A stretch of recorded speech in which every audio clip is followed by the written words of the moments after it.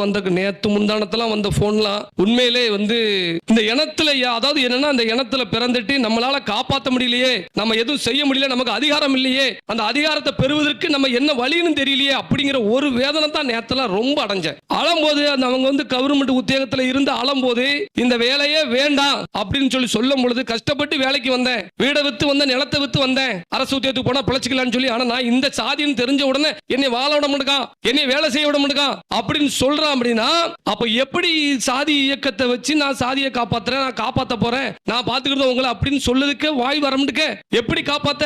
தினந்தோறும் பிரச்சனைனா எப்படி காப்பாத்த? நான் ஏதாவது ஒண்ணு பேசுறோம்னா உடனே சாதி வரியை தூண்டுதான் வைக்க. என்னைக்காவது சாதி வரியை தூண்டி எந்த இடத்துல பேசியிருக்கானா?